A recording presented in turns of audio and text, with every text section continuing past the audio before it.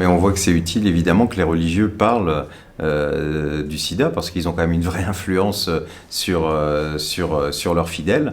Et donc, c'est extrêmement important qu'ils se mobilisent, parce que c'est pas une maladie comme les autres. C'est pas un virus comme les autres. Ça touche à la sexualité, ça touche à l'usage de drogue aussi.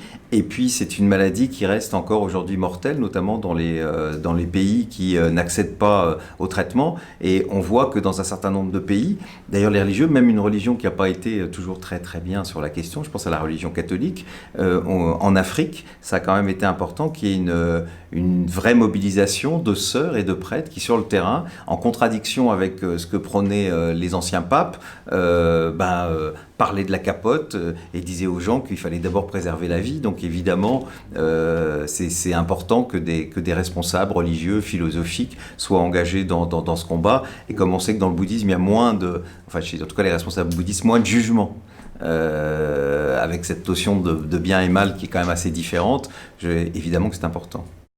Il y a eu une bienveillance depuis le départ, alors que ça n'a pas été le cas de toutes les religions et de tous les responsables religieux qui ont quand même beaucoup stigmatisé les personnes vivant avec ce virus. C'est quand même toujours des populations qui sont vulnérables, des populations homosexuelles qui sont rejetées dans beaucoup de pays d'Afrique, dans beaucoup de pays d'Asie, et qui l'étaient beaucoup aussi dans nos propres pays il y a une trentaine d'années, une quarantaine d'années quand ce virus est arrivé. Donc évidemment, on sait qu'il y a cette notion de bienveillance qui est toujours extrêmement importante, de respect de l'autre, et puis de ne pas catégoriser les gens entre les méchants et les gentils. Et ça, je pense que c'est important.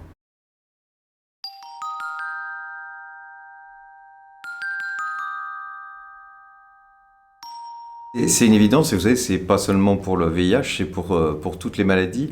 On a des gens, quand leur arrive un malheur et quand leur arrive une maladie, ils le fuient, alors qu'au final, il vaut mieux affronter les choses. Il faut toujours affronter les choses parce que voilà, elles sont là.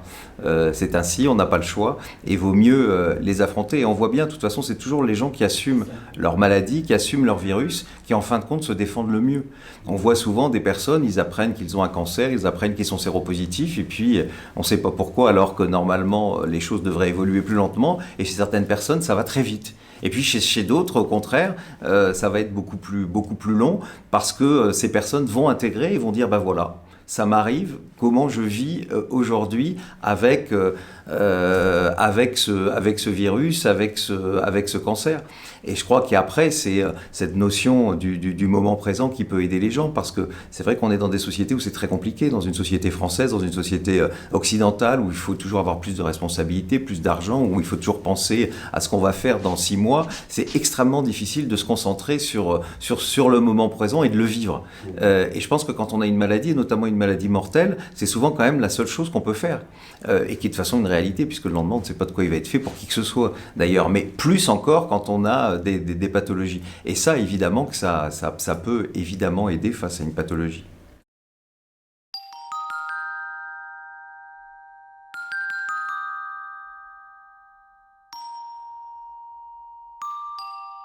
Moi, je pense que se confronter à la réalité, c'est le seul moyen de vivre vraiment.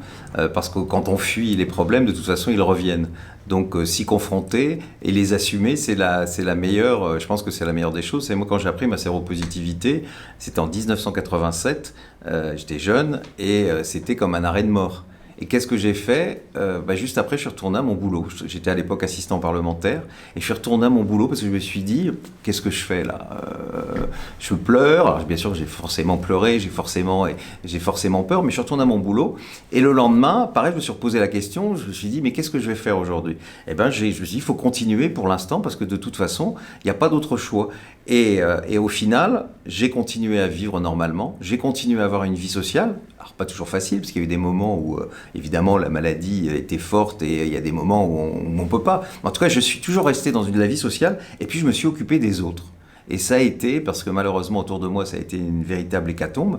Et en fait, je me suis oublié aussi en m'occupant des autres. C'est-à-dire que j'ai oublié ma propre maladie. Donc je l'ai vécu intensément, tout en m'occupant des autres, et je pense que ça a été aussi quelque part, et pour beaucoup, et je pense que quand vous voyez des gens qui ont des pathologies graves, qui ont des cancers, ceux qui s'en sortent, c'est ceux qui quelque part l'assument, le vivent, n'ont pas peur d'en parler. Parce que avoir peur de parler d'une maladie, c'est quelque part en avoir honte. Et donc, c'est se placer dans une situation quelque part d'infériorité. Et puis, assumer cette maladie, je pense que c'est le meilleur moyen de vivre. Et puis après, il faut pas quand même. C'est pas parce qu'on est malade qu'il faut ne s'occuper que de soi. Et je pense qu'il faut continuer à s'occuper des autres, parce que la vie, c'est aussi ça. C'est aussi s'occuper des autres. Et je crois que c'est un des moyens en tout cas, de passer un certain nombre d'épreuves.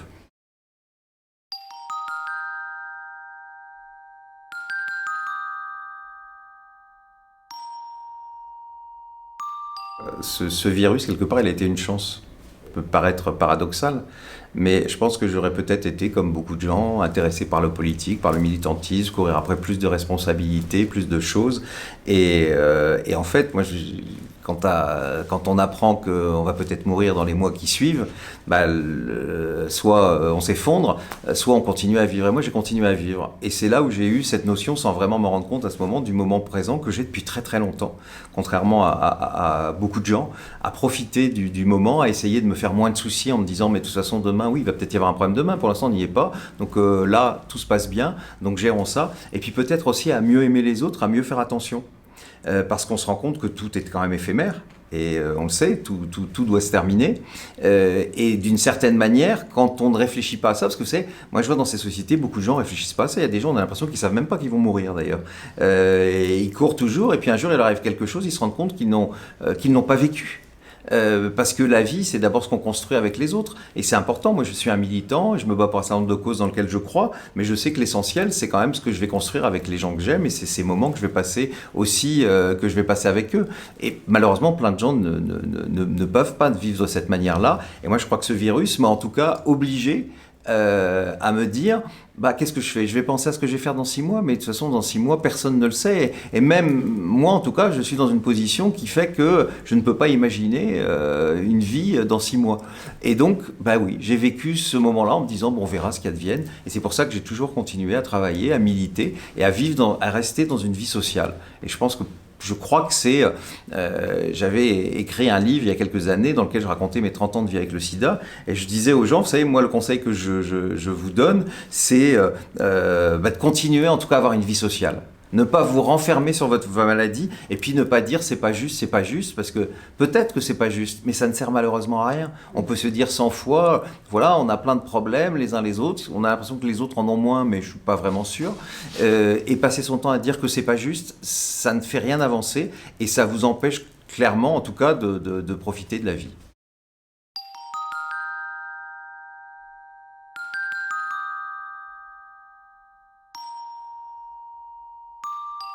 De toute façon, toutes les religions ont toujours eu quand même un problème avec la sexualité en général, et évidemment particulièrement avec l'homosexualité. Mais je trouve qu'en tout cas, c'est la religion qui, sur cette question, est la moins stigmatisante, et celle qui montre pas l'autre comme on le voit dans les religions monothéistes comme le catholicisme, avec une hiérarchie religieuse qui a un mal fou, d'ailleurs,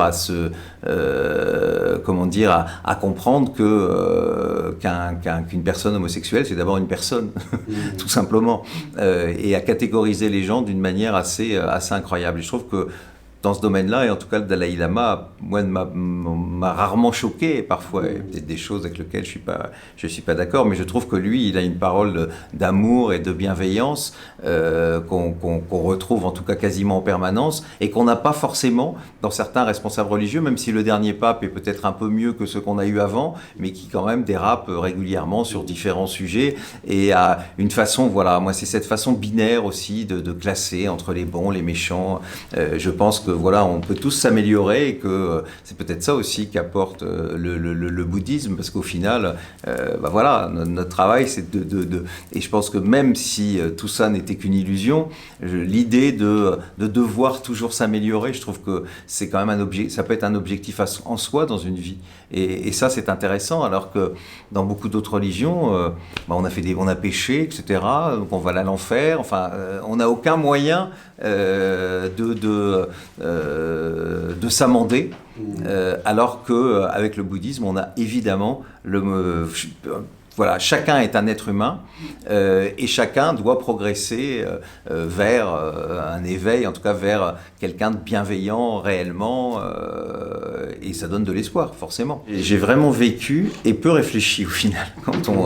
J'ai toujours été dans une espèce vous savez, moi j'avais des convictions religieuses quand j'étais très jeune. J'étais, comme beaucoup dans notre pays, catholique. Et puis, au bout d'un moment, tout ça, et notamment à l'époque du VIH, cette idée de bien et de mal, et comme évidemment je suis homosexuel, et que je me rappelle qu'au début du sida, les gens l'ont oublié aujourd'hui, mais qu'on disait en gros, les homosexuels, ils l'ont bien mérité, ils ont eu une vie impure, voilà. Et donc, moi qui avais quand même une certaine, qui avait été baigné dans une religion, je me suis retrouvé du jour au lendemain à me trouver un peu aussi perdu. Et je pense que dans une vie, on a besoin d'avoir quand même un peu de spiritualité. Et donc moi, aujourd'hui, je ne suis pas bouddhiste comme on peut l'être, je ne suis pas un pratiquant, mais c'est vrai que cette philosophie ou cette religion, selon où on veut se placer, m'apporte quand même des choses. C'est pour ça d'ailleurs que je vais d'ailleurs très souvent en Thaïlande, où je peux voir que par exemple la notion de moment présent est quelque chose de tout à fait réel pour beaucoup de gens. J'ai beaucoup d'amis dans ce pays, d'amis qui parfois ont des moyens très limités. Ils savent pas si dans quelques semaines ils pourront payer leur loyer, mais ils se posent pas le problème parce qu'aujourd'hui ils dorment chez eux, ça va bien, et puis ils régleront les choses après. Et ça m'a en tout cas toujours beaucoup aidé. Et aujourd'hui, c'est vrai que ça me fait en tout cas avancer et que je m'intéresse de plus en plus au bouddhisme sans être un bouddhiste.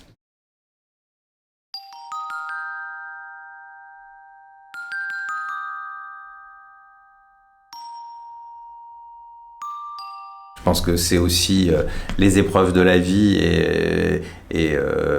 qu'on a tous, et à la fois le VIH et puis la mort de mon mari d'une manière brutale il y a 1 an et demi aussi, qui aide à relativiser beaucoup de choses. Mais oui, la méditation, moi je suis pas, c'est pour ça que je vais, justement Céline va me coacher un peu, comme on peut dire. Je dois la voir la semaine prochaine pour ça, mais j'essaye de faire de la méditation et c'est pas facile au départ, enfin c'est pas simple, hein, parce que se retrouver avec soi-même, c'est souvent souvent très compliqué.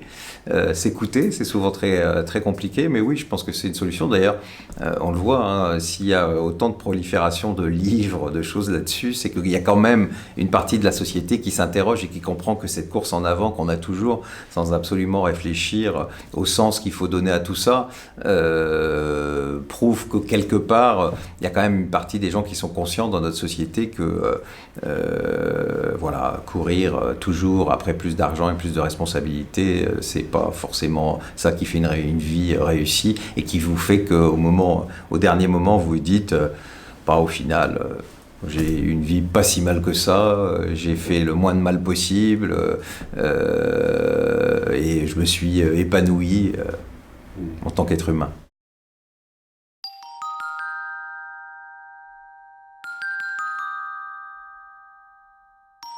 En tout cas, c'est évidemment pas aussi loin que je le souhaite, mais en tout cas, on entend peu cette parole-là de la part de religieux, un peu les protestants quand même, qui sont souvent un peu moins moralisants que ne le sont les catholiques, enfin les responsables catholiques, hein. Je parle pas des fidèles qui sont pas évidemment dans ces notions-là, mais en tout cas voilà, ça prouve une vraie réflexion, et parce qu'on entend souvent dans la religion que la souffrance, elle peut être rédemptrice, elle aide à avancer, elle peut aider à avancer d'une certaine manière, mais en soi, rien ne devrait nous obliger à la vivre d'une manière inutile.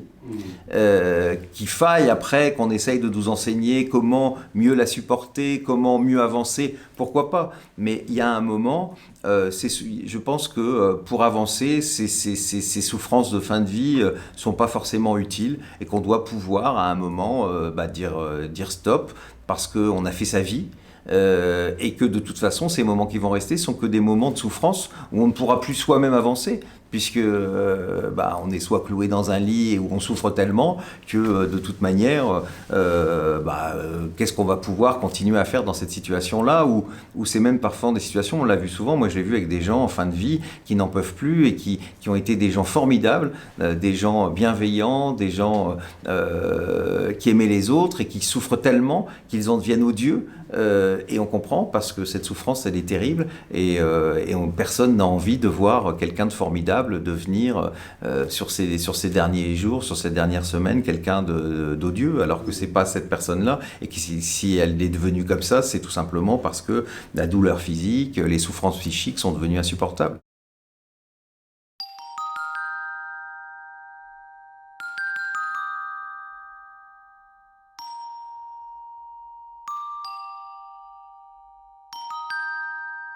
Non, mais on doit entendre, de toute façon, c'est dans une république laïque, mais laïque, ça veut dire que ça reconnaît aussi les religions. La seule chose, c'est que c'est pas les religions qui font les lois. Et c'est ça souvent le problème que ne comprennent pas certains, comme Monseigneur Barbarin, qui n'ont pas compris que c'est quand même le Parlement qui doit faire les lois et pas, et pas les évêques. Mais que évidemment, les religions aient leur mot à dire, c'est tout à fait logique, mais elles ne doivent pas s'imposer à partir du moment où leurs propres convictions ne sont pas violées.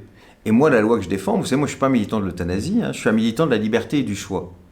Et moi, je veux qu'on respecte tout le monde. C'est-à-dire que quelqu'un qui veut vivre le plus longtemps possible et qui voudrait même mourir dans la souffrance, pourquoi pas, eh bien, il doit être respecté. Mais par contre, quelqu'un qui estime qu'à un moment, ces souffrances n'ont plus de sens, eh bien, il doit aussi être respecté. Donc, on voit que, en fait, moi, la loi que je prône, c'est vraiment une loi qui respecte tout le monde. Et c'est pour ça que parfois, j'ai du mal à entendre des responsables religieux qui s'y opposent en disant non, non, c'est pas possible. Ok, si eux le veulent pas, ils seront respectés, puisque c'est leur volonté qui est au centre de la décision, mais qu'ils n'imposent pas une conviction qui est une conviction religieuse et qui n'est pas donc l'intérêt général à toute une société.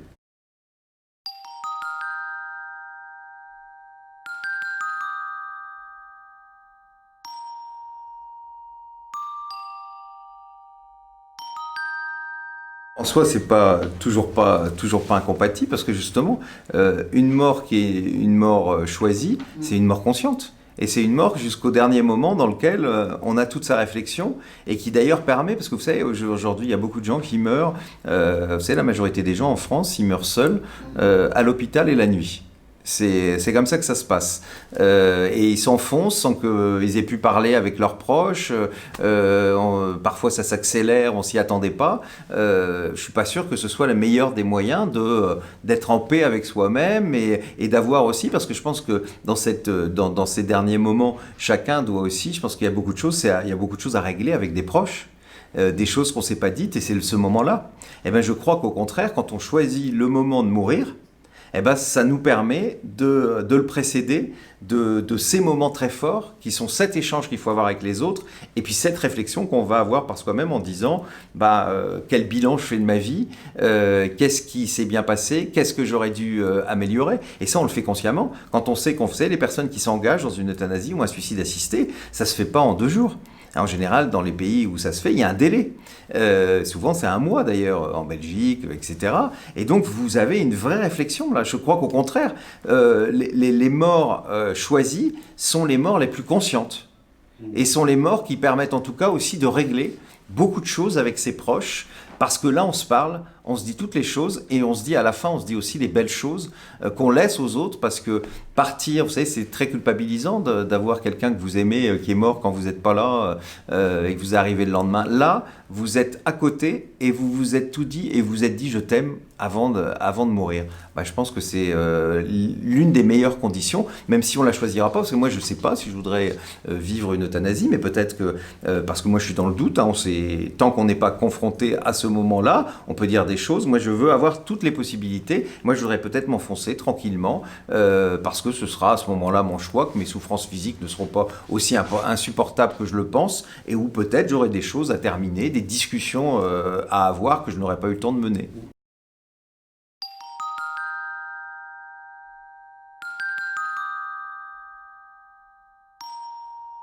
Oui, parce qu'il y a quand même Vous savez, on voit, je ne vais pas parler de la question du climat, qui est quand même très prégnante et très, très importante. On voit quand même que, globalement d'ailleurs, je pense que même beaucoup de religions s'y mettent et ont compris qu'il fallait aujourd'hui montrer que il fallait aussi protéger ce qui nous entoure, le climat, et elles peuvent jouer un rôle important, comme sur des pathologies. On en vient à ce qu'on évoquait sur le sida. Je pense qu'il faut aujourd'hui prendre conscience que au chef d'État, et tout le monde a son rôle à y jouer, que c'est pas normal de laisser chaque jour mourir 2000 personnes qui ne devraient pas mourir, pour lesquels on a la solution. Et je pense que oui, parce que quand on a la parole forte, engagée, quand on a, je vois le Dalai Lama qui tweete beaucoup maintenant, eh bien, non, mais c'est des paroles qui comptent, qui sont d'ailleurs, quand on voit le nombre de retweets, moi je sais que je retweete assez, la plupart des choses, je suis assez d'accord, c'est incroyable de voir quand même le nombre de personnes qui sont sensibilisées par cette parole. Donc oui, il faut aussi s'engager. Maintenant, voilà, les religions ne peuvent pas non plus être à la place des pouvoirs publics. Les États théocratiques et tout ça, je ne suis pas persuadé que c'est une solution. La démocratie est quand même la meilleure des solutions. Et donc, chacun doit quand même être à sa place.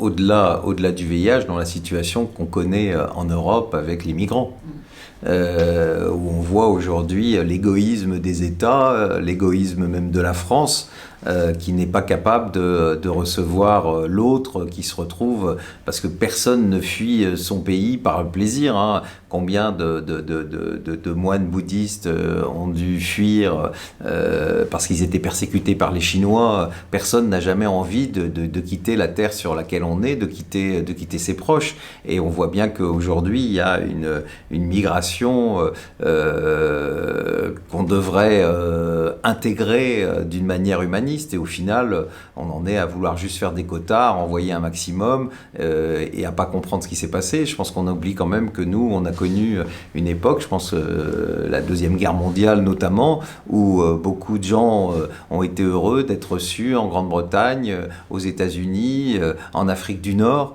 parce qu'ils étaient persécutés pour, par exemple, leur religion ou pour leur identité. Aujourd'hui, on est dans un grand égoïsme, et là-dessus, c'est vrai qu'une parole forte, voilà, nous rappelant qu'on est tous les mêmes, parce qu'on a l'impression qu'on entend aujourd'hui des politiques que ces gens qui arrivent, c'est presque des hordes de sauvages qui viennent nous envahir, alors que c'est simplement des êtres humains qui sauvent leur peau et qui n'ont pas d'autre choix.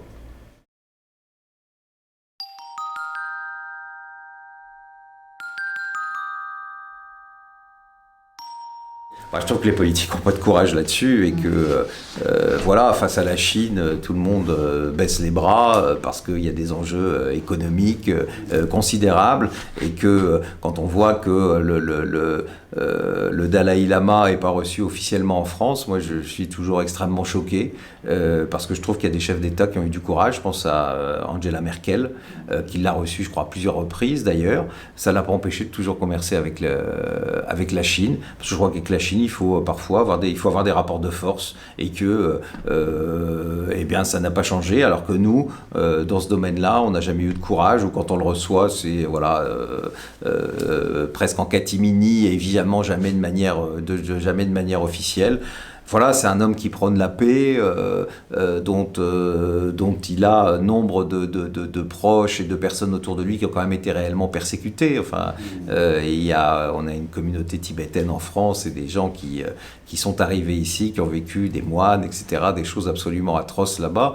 Et je pense qu'on devrait avoir un peu plus de courage, et en tout cas soutenir la cause tibétaine, et un peu dire à la Chine que ça suffit. Mais voilà, il suffit de voir ce qui se passe aujourd'hui à Hong Kong.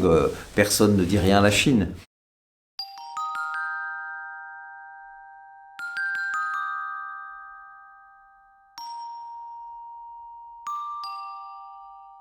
Par rapport au 12e arrondissement, tout simplement parce qu'ils font souvent un festival dans le 12e arrondissement. Et comme je suis chargé de la culture, voilà. Et la première fois que je l'ai vu, il s'est passé quelque chose avec Céline Mengui d'ailleurs, qui est toujours derrière quelque part. Et j'ai trouvé qu'il avait, enfin, quand on le voit, on sent tellement la bonté, on sent pas souvent ça, quoi. Et moi, il m'a beaucoup frappé. Il a toujours beaucoup de bienveillance pour moi. Voilà, il a beaucoup pensé à Christophe, donc à mon mari décédé. Il a fait une très belle céramique. Il est très doué de ses mains, comme beaucoup de Tibétains d'ailleurs. Je trouve ça, bon, extrêmement touchant que quelqu'un qui me connaît pas tant que ça, au final, a passé du temps, a beaucoup réfléchi, et puis chaque fois que je le vois, m'aide beaucoup, ne serait-ce que par ça. Rien que de le voir, il dégage tellement de bonté, et il a toujours des paroles qui font du bien. Voilà, et je trouve que c'est un président de la communauté tibétaine qui fait un travail remarquable, voilà, avec beaucoup de modestie, comme souvent beaucoup de ses moines.